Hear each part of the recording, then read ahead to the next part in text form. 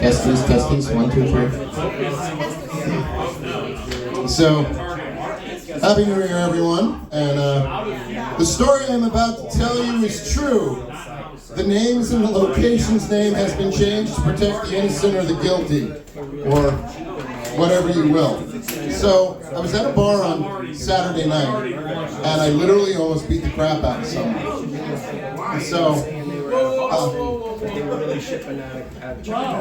I would say I was here. I won't get, let's say the place was called The Reach. That was the name of the bar. It was called The Reach. And someone was being inappropriate with one of my close friends. And this place, it's a lot like here. It feels like home, it feels like family. And my friend, Georgie, tells me what transpired, because I'm at the end of the bar talking to the bartender. His name is Randy. And I get a text message that says, "Help, uncomfortable." So I come over and I get in between the two of them, and I run interference, and Georgie walks away. And I'm stuck with Mr. No Personality. I mean, the guy looks like a douche nozzle from a sitcom. You know, the black rimmed glasses, short hair, V-neck shirt. Every show. Yeah, right? Totally deserves to get punched in the face. Anyway, so I find out he's a native, he's a radiologist. The only real name I'll use is the perpetrator. His name is Blake, because of course his name was Blake. So I go outside, and then I'm told that he crossed the line with my friend. And I said, I feel really bad because this place is really popping, and I really don't want them to lose a customer. And she goes, "What are you going to do?" I'm like, "He's about to meet your father." She gets nervous. She goes, "My father's dead." And I'm like, "No." And she's, "Oh, he's going to meet Papa Jack." I'm like, "Uh-huh." So I walk in and I pay my bar tab first, because in case the situation escalates, I want to make sure that everything is paid. So I pay Randy, and I explain to him what went on. He goes, "Oh, yeah." So I'm like, "I'm sorry if you lose a customer." So I walk over to him, and I tap him on the shoulder. I'm like, "Hey, Blake." And he goes, "Yeah." I'm like, "You come here often?" And he goes, "Yeah, I frequent the place." I'm like, "Well, this is a not common known fact, but Georgie's my daughter." And he goes, "Oh, she's your daughter, huh?" I'm like, "Yeah." So I may have crossed the line, but I grabbed him by the back of the neck and pulled him in real close, because I don't want to make a scene. Everyone's having fun. It's New Year's weekend. Don't want to start the new year wrong. I want to start it right. So I pull him in real close. I'm like, "If you ever touch my daughter again, they won't find your body." And he's like, wait, that's what she said? He goes, "I didn't." And I looked at him dead in the eye. I'm like, "Are you calling my daughter a liar?" And he starts babbling again. I'm like, "Are you calling my daughter a liar?" He's, "No." I'm like, "So, you stay away from her, you don't touch her, you leave her alone. Do I make myself clear?" And he's, "Huh? Am I clear?" He goes, "Yes." I'm like, "Okay." And I walk outside, because now I need to cool off again, because my hands are shaking. People talk to me outside, just, "Oh, you did the right thing. You were a good father today." I'm like, "I'll be honest with you, it was my real daughter. It was, hi, bar." But the rule of this bar, no blood on the bar. So I come back in, and my friend Bob and my daughter Jordy are sitting at a table right about there from the bar. And Bob looks at me and goes, "He's at it again." And he's being inappropriate and propositioning our friend Feather for sex. And I hear my friend, we'll call him Mr. Voorhees. You know what his first name is? And he goes, "What did you just say?" Feather's looking at me, and she's like panicked. I'm like, "Come here." So she comes over to me, and then he stands up and gets in Mr. Voorhees' face and says, "I think I'm going to get into a fight tonight." And I'm like, "Okay, time for the jackass to run interference." So I walk up behind him and I slap my hand at the bar. Now, mind you, I'm pretty much dressed like this, but in all black and a long black trench coat. I am the loudmouth Undertaker tonight. And he turns around, as he turns around, Mr. Voorhees goes, "Yeah, there is a problem." He turns around, looks at me, and says, "Oh, not you again." I'm like, "Uh-huh." So now at this point, Bob comes over, because you've got quiet, Mr. Firm, loudmouth sidekick. Okay? So we all know our roles. He's squaring off to all three of us. He is this big, about that thick. And he looks at Bob and says, "I see myself hitting you tonight." Bob goes, we'll censor it, "What the F did you say?" And he says it again, and he goes over to touch him. And he goes, don't you effing touch me. I say, don't effing touch him, you're gonna swallow your teeth. He's ignoring it, squaring off to all of them. Now the bartender, Randy, brings sanity and control back into the situation. I think it's time you drink your drink and leave. So he takes a swig of his drink and puts his glass down. It's about half full. We're starting the new year positive. And he starts mouthing off again. So me, I just react. I don't think I react. I grab the drink, I walk outside, and I toss it in the parking lot, and I go, to the gods, come in, narrating every step, because you don't want to break the glass. Like I said, no blood on the bar. And I'm like, boom. And I'm like, okay, it is time for you to go. Grab his wallet, I hand it to him nicely. Grab his phone, put it in his pocket, tap it. Bob puts his coat right over his shoulder. And we're like, let's go. And I marched over to the door, pulled the door open, and go, and I'll even be polite and hold the door so that it doesn't hit you where the good Lord split you. He starts dragging his ass. He's still mouthing off the two, and I'm like, don't drag your ass, just leave. We've given this jackass every opportunity to leave the situation. And I really think there was something wrong, because he wasn't drunk. Because I was this close to him when I talked to him, and I did not smell alcohol. My vision did not get blurred. He starts walking over to me doing this. And I take a line out of Bob's book and say, do not effing touch me. I'll knock your teeth down your throat. As I said teeth, his hand is on my shoulder. Now, I did find out after the fact, but I remember someone saying it, down in the great state of North Carolina, we have a stand your ground law and self-defense law. I did not hit him. Good judgment prevailed. I know you're all thinking, really? Yes, good judgment prevailed. But again, maybe I crossed the line. Maybe I was a little eccentric. But I pushed his hand off my shoulder, put my hand on his shoulder, and shoved him out the door. And he stumbled. Now I'm thinking maybe he is a little drunk and a little stupid. And he turns up. Now he's squaring off with me. But he did not threaten to hit me or start a fight with me. There was no verbal threat, but he physically touched me. And he starts doing this thing to me. Now it's a movie. Because now I'm walking towards him and I'm like, give me a reason, give me a reason. Bob and Mr. Voorhees grabbed the arms of my trench coat. I literally walked right out of it. Now keep in mind, all the voices in my head, there's all different types of narration going on. One is going, is this really happening? The other's going, is this a movie? The other one goes, oh, we're getting into a fight tonight, aren't we? And I'm looking at, and he does this. This is the first time in almost 30 years I've been this close to a physical altercation. And I am met with this. He reaches into his coat pocket and pulls his hand across his stomach like that. And I'm like, okay, he's got nothing. Because if we saw a gun, I was just going to tackle him. But he does that and then puts his coat down to about his mid-arm, licks his lips at me, and starts flicking his tongue at me and doing this. I'm not kidding. I shit you not. That's what he did. And now, it's just he and I. And I've got my fist cocked back and I'm like, what am I doing here? What is this? On the outside, it was so our friend Hen comes over, and now I'm back on Earth because I hear, Andrew, I'm going to touch you. And I say, it is okay for you to touch me, Jen. You have my consent. She grabs my arm. I am immediately calm. Fist still up because she's right here and he's still doing it. Not kidding. And I'm like, if he swings, he's going to hit her. And if he hits her, he's never seen the light of day again. It's going to be, I'm going to have to call my friend Alex. I need your help. You can't ask questions. We can't talk about it. And you can never bring it up again. So, she puts her hand on him and goes, just leave, just go home, get home safe. Situation is diffused. He walks away. I come back inside, take a breather. I apologize to everyone, because you've all known me for a little over 2 years now. I don't get like that. And the thing that scared me is the adrenaline rush. I kind of liked it. I'm just like, I want some more. But here's the thing. Hen came over to me and said, I understand. You saw red. No. I surpassed red. I saw the multiverse. I saw all the different outcomes. The outcome you saw that you're hearing about Saturday was the best one. Every other one ended up with me with a bruised fist and blood all over the place. So, good judgment prevailed on my part. I know, hard to believe. What? Yeah, me too.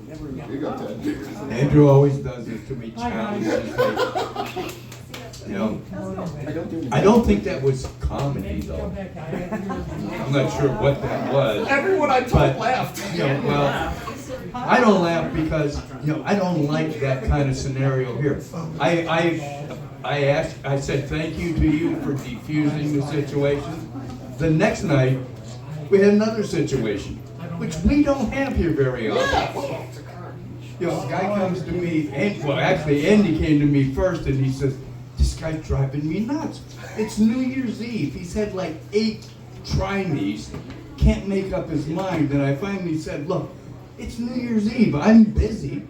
You gotta pick a wine. He said, okay, I picked a wine. He pours it. He goes, well, that wine's corked.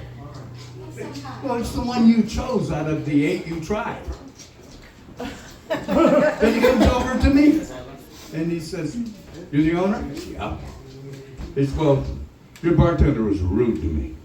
Yeah, right. And he goes on and on telling his side of this story. And I'm just listening. Don't say a word. I'm just listening. Then his wife comes up behind him, says, I'm a piece of shit, no good mother effer. Good thing I wasn't there for that. And I said, wait a minute. She said, I've been coming here for 10 years. I've spent thousands of dollars. I said, honey, I've owned the place for 14 years. I'm here every night. I have never seen your face. We tracked the credit card. It has never been used here before. But she feels it's so righteous to go out and write a bad review for us on Google. Yo, whatever.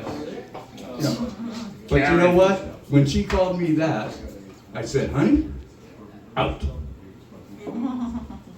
Then her husband proceeded to call me a no good mother effer. And I said, and you're going with her. They left. Situation done. I didn't have to punch anybody.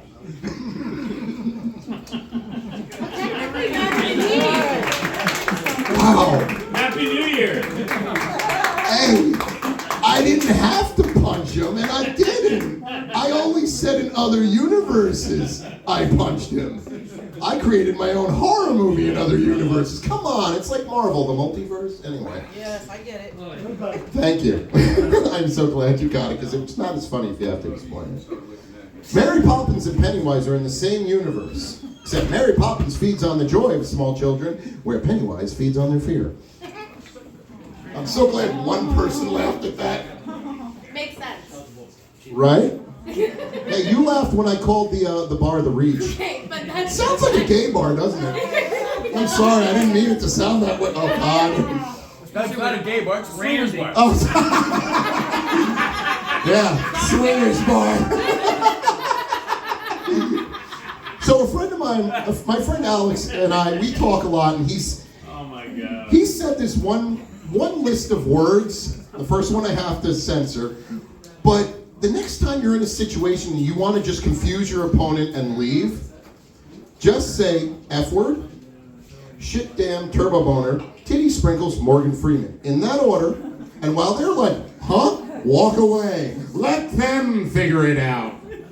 So, I was walking around Walmart yesterday doing a food shopping because I always do it on holidays. I don't know what the hell's wrong with me. But I had this thought.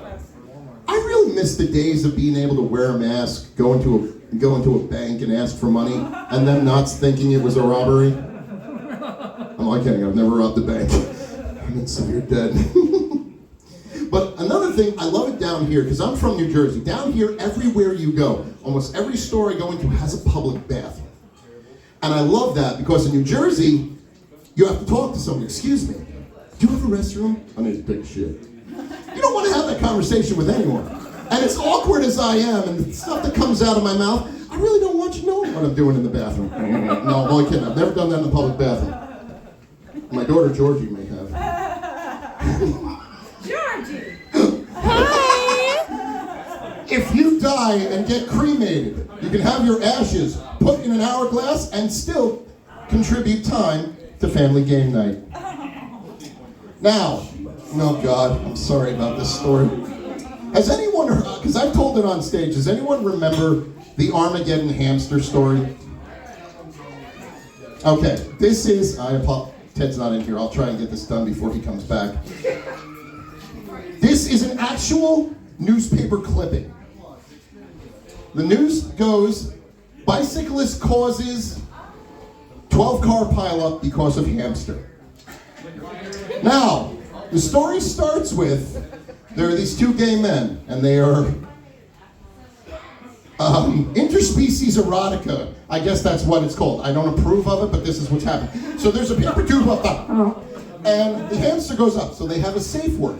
The safe word is Armageddon. If the hamster's going too far in the his partner knows to get it out. So all of a sudden he's like, Armageddon, Armageddon, Armageddon. So his partner decides, I guess the hamster's name was Carol Ann, because he gets a lighter, and I guess he's just down there going, cut the light, Carol Ann. Well, he lights the lighter, and to his great surprise, and the poor hamster, a gas pop, it ruptures, and boom!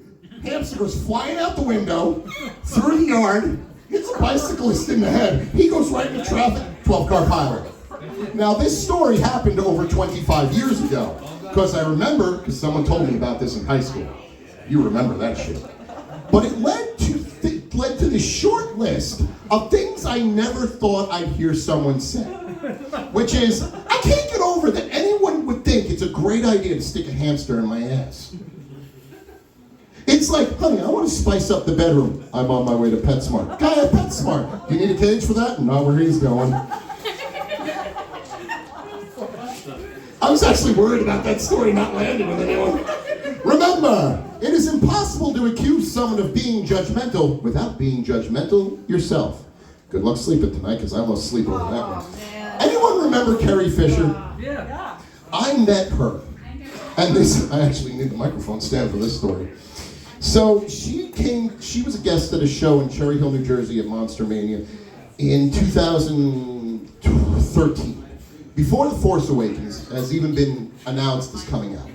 So we're in the VIP hours. So that means no one gives a shit about the vendors. But I'm talking to another vendor, and my friend whispers in my ear, Carrie Fisher's coming down the aisle. So I'm like, all right, I'm gonna keep my cool. I turn around, and there's a beautiful black pug standing right on the ground in front of my booth. I'm like, oh my God, I love your dog. I turn around, and I come face to face with Carrie Fisher, and I was like, oh my God, I love you. Nothing was in the right place. Hips are out here, stomach's here, one boot here, one boot here. Sunglasses, cigarette that has been lit, but no longer. Half glass of alcohol, and she's like this. Are you the guy that do the teeth? So now my heart stops, my world has stopped. Oh my God, is Carrie Fisher getting fangs from me? And I'm like, yes, we're the ones that do the fangs and teeth. She goes, how much is your sign? My sign? I'm like, does this drunk bitch want to buy my banner? She's like, your sign. And I'm not for comedic effect, this is literally how she is talking to me. And I'm like, I had this neon Dracula dental care free checkup sign that I used to hang in my booth. She's like, I like your sign. And I'm like, oh, thank you, I'm a Virgo. I'm like, actually, believe it or not, that's a decoration for the booth, so it's really not for sale. Believe it or not, someone tries to buy it at every show, and she goes, I can see why. And she waddled away. But the story doesn't stop there. The next day, Saturday, because that was Friday, I see people walking around, and they have what looks like black ash all over their foreheads. And I'm like, is it Ash Wednesday? It's Saturday, and it's not Ash Wednesday. I'm like, it's too soon for that. So I'm like, I stopped this couple, and I'm like, hey, what's with the, oh, it's black glitter, so what's with the black glitter? And the girl's boyfriend goes, I met Carrie Fisher. And I'm like, he looks like he needs to be consoled. I'm like, what's going on? And she goes, his girlfriend just goes, she's putting black glitter on everyone going, you've been touched by a star. And all that went through my head is, what has she done in the last 15 years? You know, I mean, I love her, don't get me wrong, she's a legend, but, and I got two more short ones. Anyone here remember the last Nightmare on Elm Street, or what was supposed to be Freddy's Dead, the 3D one that came out in the mid-90s? Well, me and my friends were going to that, and I always looked older. I know, big surprise. But there was this old hag selling the tickets to the movie theater. She goes, I need an ID that you're 18. And I'm like, Mom, well, you should tell this woman that I'm 18. And she goes, an adult has to go with you. I watch my parents look at each other and I see in their eyes, rock, paper, scissors. And I'm like, oh, Dad just lost. So my dad walks up and goes, can I buy 2 tickets for Freddie's dead? I need ID that you're 18. My dad lifts up his ball cap and goes, is my bald head enough for you? So my poor dad ends up going into the theater with us and having to watch the movie. He let me sit with my friends. Looking back on it, probably should have sat next to him because when I took him to see Godzilla -1, his commentary had me peeing my pants. It was hilarious. But my dad's always a good man. So, you ever say something like, I will never, and then say what it is you'll never do? Well, probably some of you have heard me say, I'll never get on a plane again. Well, this time tomorrow night, I'm going to be in Seattle. Yeah. You ever say something you're doing and your friend looks at you and goes, that's crazy, and you just smile and look back and go, I know. So, I told my mom, I'm taking an extended weekend and I'm going to Seattle. And she goes, what does she do for a living? And I'm like, whoa, Mom, wait a minute. Why do you just assume it's a woman? You know, I mean it is, but why do you just assume? And she goes, because you're not gay, Andrew. And I'm like, touche. So she goes, so what does she do for a living? And I'm like, she's a professional model and bodybuilder. And she goes, oh, okay, have fun. Wait, how old is she? I'm like, 34. She goes, okay, have fun. And then my mom says to me, you know what? Maybe she can help you lose that gut. You know? And I'm like, wow, Mom, thanks. I'm your baby boy. You're supposed to tell me I look good no matter what. She goes, no one's going to want you with that gut. And I'm like, shut up, Mom. She calls me her silver fox. So, I hate flying. I'm terrified of flying. For the past 2 days, my cat's been loving up on me, and I'm looking at him like, is this the last time I'm going to hold him? And I go and get an oil change, and the fates are messing with me. I'm scrolling through Facebook while I'm getting my oil change, and I see a plane flying into Godzilla's mouth. It's a character of something that happens in the movie, and the exhaust says 2024. I'm like, come on! Then I'm like, they're taking a long time to do my to do my oil, so I go to use the bathroom. I walk into the waiting room. What's on the waiting room table with the magazines and everything? Propped up right in a book holder? The Holy Bible. And I'm like, come on! So, literally, I'm terrified. I really hope this isn't the last time you guys see me do comedy here. But I have told my mother and father how much they mean to me. I have said my prayers, told Mom and Dad I know I haven't always been the best son, but I love you. And I called my sister, said, I know I haven't always been the best brother, I love you. Every single person I've talked to today, I've told them how much they mean to me, all of you. This is my home away from home, I love you guys. And when someone leaves and I say, I'll see you soon, and I followed up with, I hope so. And I even went this far that I bought a meal for a homeless person. I put a $20 bill in the bag and gave it to him. So I'm going to leave you with a sentence but the abbreviation is a word they use very often in the UK. I love you guys. Well, my name is Andrew. I'm Horror Show Jack. See you next Tuesday.